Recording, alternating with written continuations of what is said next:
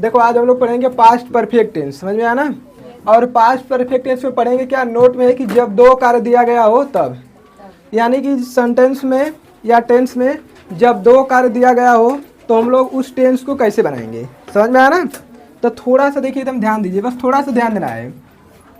यहाँ से समझिएगा, जो कार्य पहले समाप्त होगा उसे किसमें बनाएंगे, पास्ट परफेक्ट टेंस में। ध्यान दीजिएगा, देखिए जो कार्य पहले समाप्त होगा उसे किसमें बनाएंगे, पास्ट परफेक्ट टेंस में ना। अब ध्यान दो, दूसरा देखो,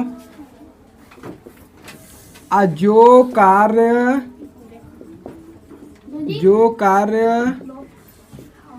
बाद में समाप्त हो,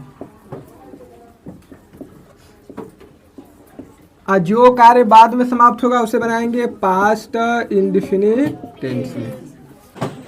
तो देखो पहला में क्या है कि जो कार्य पहले समाप्त होगा उसे बनाएंगे पास्ट परफेक्ट टेंस में। जो कार्य पहले समाप्त होगा उसे किस में बनाएंगे, पास्ट परफेक्ट टेंस में। और जो कार्य बाद में समाप्त होगा उसे बनाएंगे पास्ट इंडेफिनिट टेंस में। बताओ इतना समझ में आया कि नहीं? yes, sir. अब पहला देखो, जिसमें उदाहरण क्या है कि डॉक्टर के आने से पहले मरीज मर चुका था।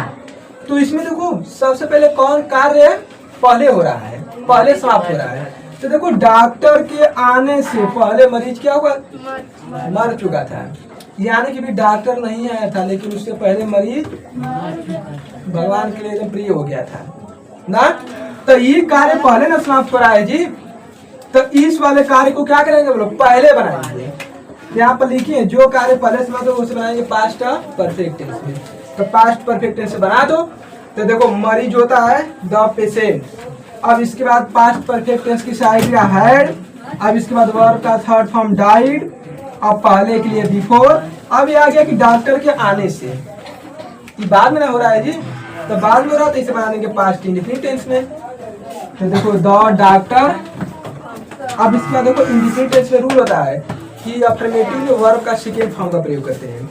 तो काम का क्या हो जाएगा, सेकेंड फॉर्म के।